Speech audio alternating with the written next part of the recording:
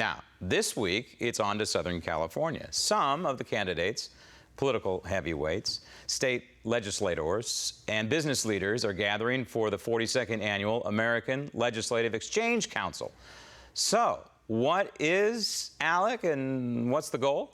Joining me now from Southern California, CEO of the American Legislative Exchange Council, Lisa Nelson. Lisa, if we look at the founding of this country, the framers of the Constitution wanted to make sure the people and the states had most of the power.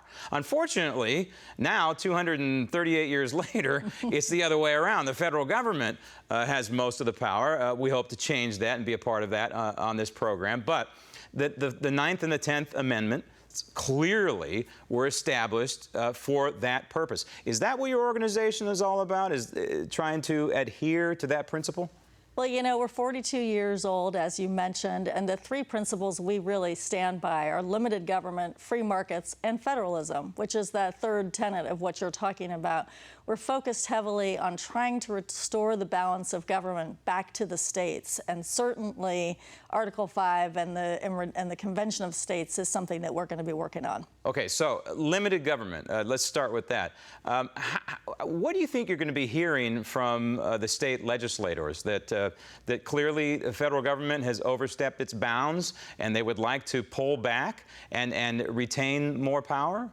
Yeah, I think there's lots of examples of that. If you look at the EPA and the 111D ruling on the environmental regulations, there will be some discussion on that. I think if you see that 27 states have now passed the Balanced Budget Amendment over the course of the last few years, you can see the momentum there.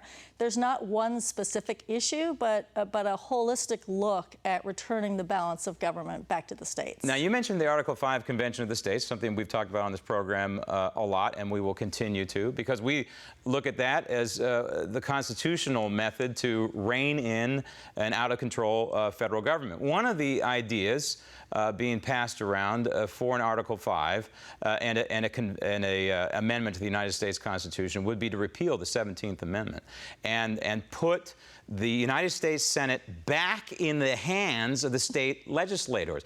Is that something that might be discussed? It might be discussed. I think that you've got a lot of candidates who are going to be speaking over the course of the next 3 days, some about Article 5, some about the balanced budget. It is a topic of discussion. I don't know if repeal of the 17th Amendment is going to be one of those, but certainly we're going to be talking about restoring that balance. And something like the recent ruling on gay marriage has got to be coming up too. Obviously, it was a federal ruling, but it greatly affects the states. Is that the kind of thing that might be on the agenda?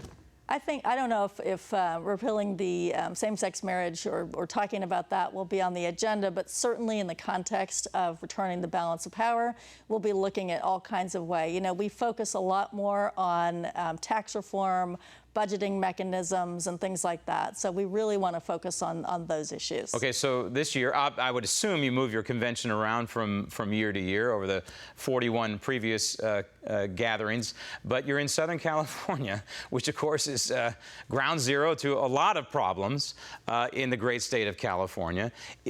Do you folks look at California as emblematic of what not to do? In other words, is it a manual for how to destroy a state? Is that of interest to these folks? There are some bright spots in California, and I would say that San Diego is one of them, with some limited tax reforms and job growth that Mayor Kevin Faulconer has brought in. I think that that's something to focus on.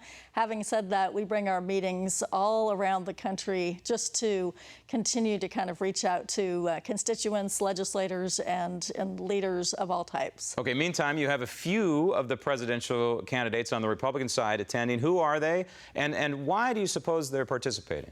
Well, we're excited to have Governor Scott Walker from Wisconsin, Governor Huckabee from Arkansas, and Senator Ted Cruz this week. Of course, we've had many of the other candidates over the course of the last few years. Carly Fiorina, Jeb Bush, and others have also spoken and will speak in the context of our meetings going forward.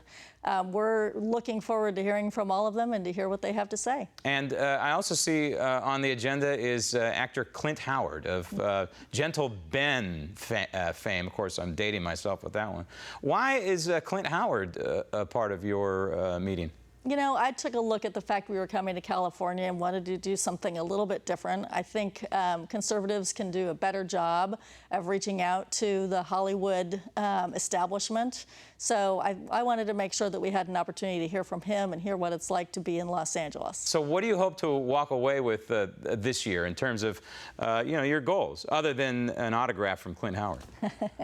I want to make sure that our legislators, and we have about 25% of the country's legislators that are members, for them to walk away armed and ready to, with the knowledge and the expertise on issues across the board, whether it's education reform and school choice, tax reform, pension reform, all across the board, making sure that they know that they've got what it takes to lead in their states, and they have the policies behind them. Well, Lisa, good luck, and we'll be watching. Thank you. Thank you.